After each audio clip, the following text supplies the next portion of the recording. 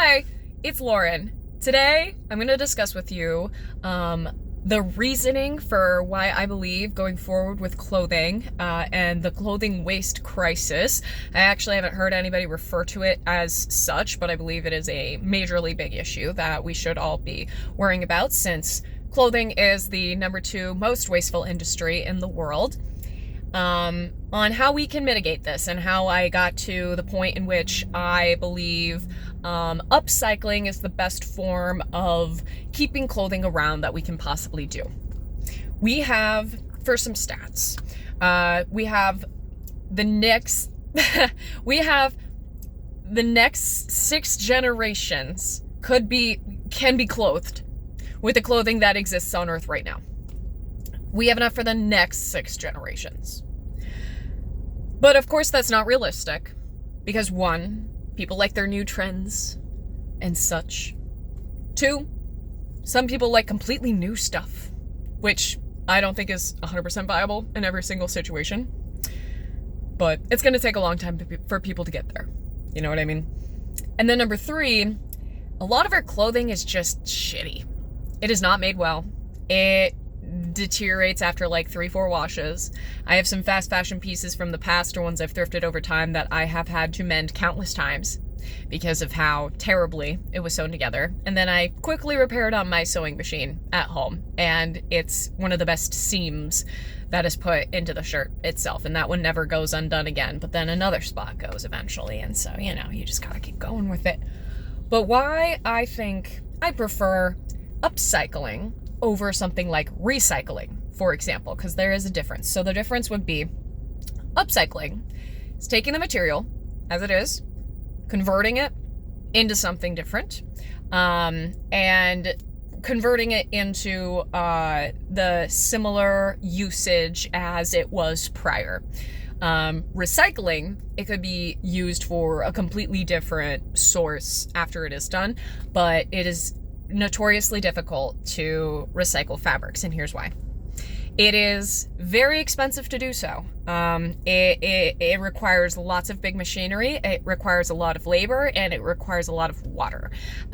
Just trying to break down these specific fibers and then also trying to sort out fiber colors from each other. You can see them in these like big piles that they have of these different fibers. Just the sorting process in and of itself is extremely difficult. And then 2, every time that you recycle a fabric, the fiber length gets shorter. And now with natural fabrics and synthetic fibers, they all have fiber lengths. If you see a cotton shirt that you might have on, like I have a cotton shirt on right now, you might see that there's like little fuzzies that come off of it, or it pills sometimes. This is the end of the fiber sticking out. So when we create yarn in order to be woven into material, we have these fibers kind of cling together and they become stronger as they twist. And this is how yarn works. And then we weave that yarn together to make a strong material. But over time, as you wear it, you're going to see these little fuzzies, and those are the ends of the fiber lengths. But every time that you cut down a garment in order to repurpose it in this way of recycling, it shortens that fiber length, which makes it harder for the yarn to twist and actually stay properly together. So when you see garments that are using recycled materials or the like, they're usually not 100% recycled material.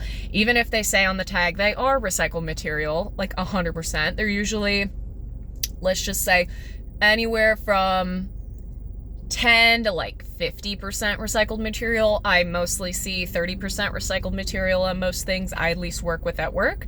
If they are being produced by manufacturers who are claiming that they're going to be 0 net carbon emissions by 2030, I don't believe that. But pop off, girl!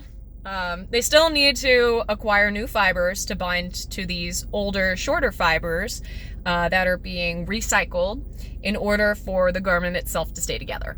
So that is how that is working currently in the clothing industry. And then the more and more and more you recycle these items, it gets to a point where it is unusable and you can no longer recycle it anymore. And then it just becomes waste again.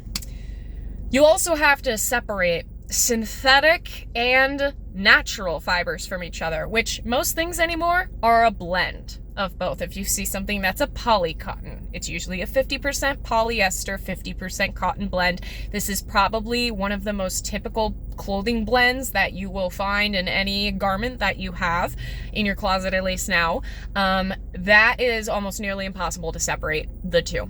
So they're really only able to recycle mostly natural fibers that are 100% that fiber only. And then if it's a synthetic, it is even harder to recycle, do all that sort of stuff. Requires a lot more mechanics to it, and chemicals as well, in order to recycle those fibers. So it can be really hard to recycle either of these types of fibers. But the difference with fiber lengths in synthetic materials is that they can be infinitely long, because they come out of these things called spinneret dopes, which is like a tiny little hole that kind of spins the plastic, basically, if we want to dumb it down, the plastic that comes out of this little hole that makes the fiber itself. And then once they shoot out that fiber, they use those then long fibers to weave fabric together to then make garments. A lot of people in the clothing industry, they prefer synthetics for this reason, because they last longer and their color stays longer. But in the long scheme of things, these garments will not go away for hundreds, if not thousands of years, because of what they are made of, which is why I do not like them. And microplastics, shedding everywhere, all the time, in your washer, in your dryer, on your clothes, in your house, all of it. But let's be honest with ourselves. We all have microplastics in us already. There's already no stopping it. They've found microplastics in the most remote parts of Earth. So, we're cooked there. But if you want to mitigate it a teensy bit, I guess, you still have all the plastic stuff that's in your home, probably. Go for it. But I don't see it as one of the main indicators of like if you should wear natural fibers or synthetic fibers, because I mean, it's obviously better to wear natural fibers, but you're never going to get away from that microplastic problem. You're just not. I see it in my car right now. Like, you're not going to get away from it. Rubber tires, if you're driving a car, if you're outside, you cannot escape it. So let's put that to the side. But since recycling the fiber is notoriously difficult, expensive, uses a lot of resources and a lot of labor, and are also severely underfunded as projects, there are not a lot of fiber recycling places in the world. They're not as relevant in the grand scheme of things, because this is something that we are starting to go into in the clothing industry as a whole, is trying to find ways to recycle the fabrics that already exist. Or what I do promote, and this is actually a really cool field in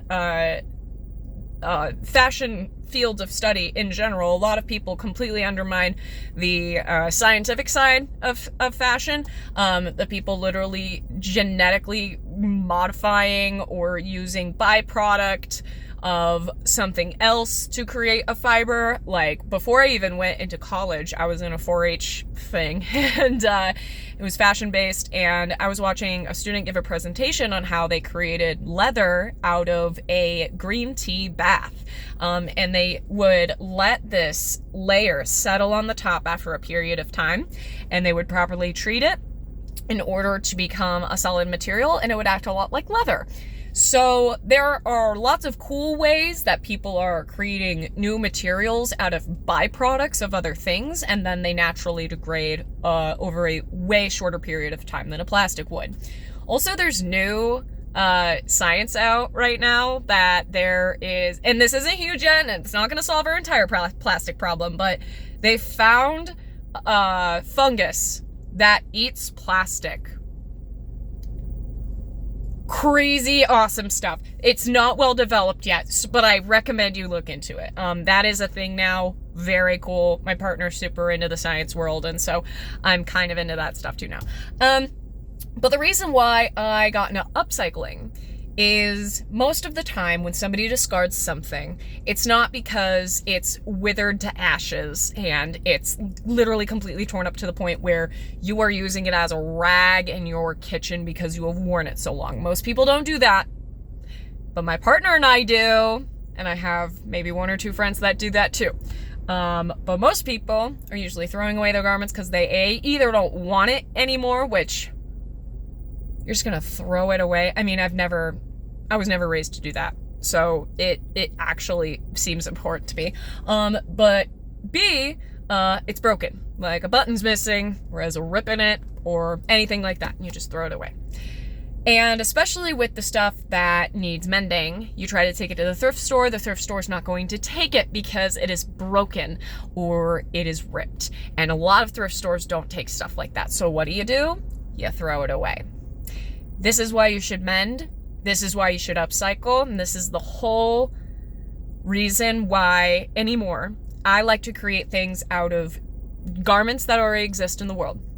I like finding the colors in specific fabrics that are already out there in clothing that is already created.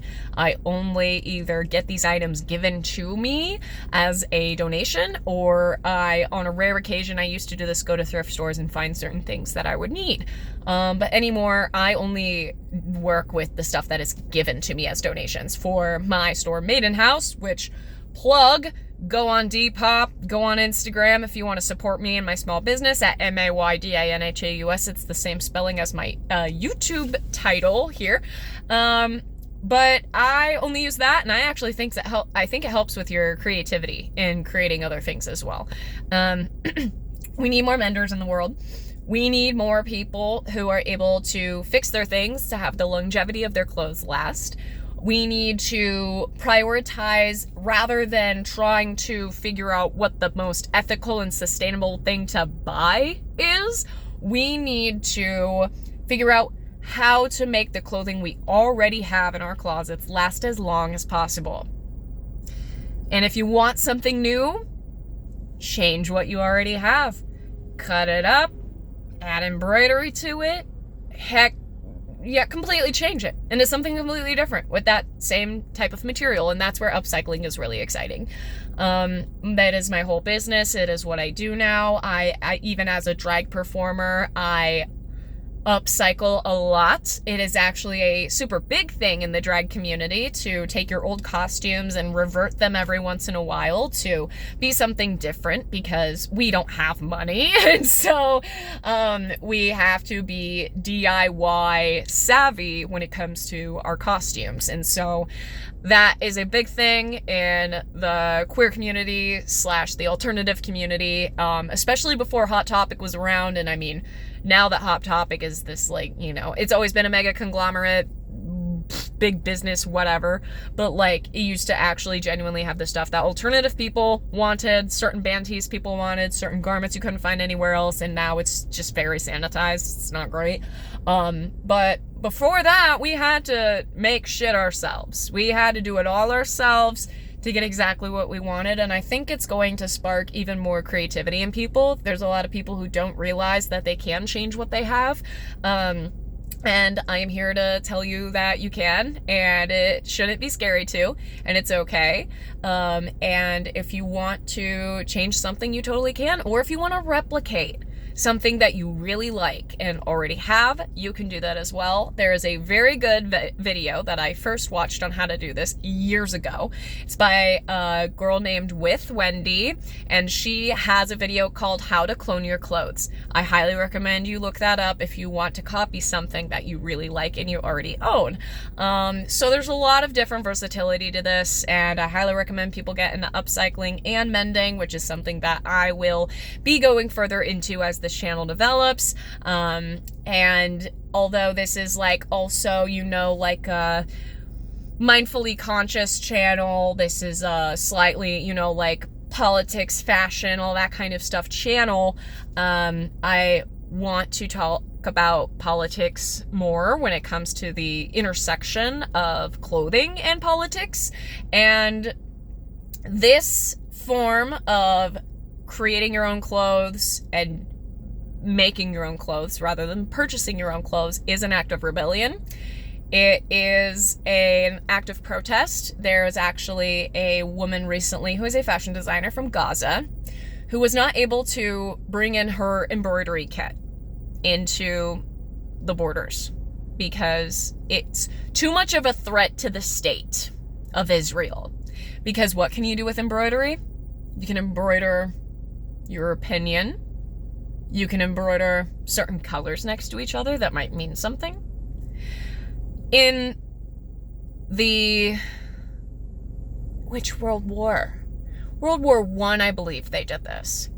There were women who would embroider things on blankets, and they would be shipped as messages to soldiers.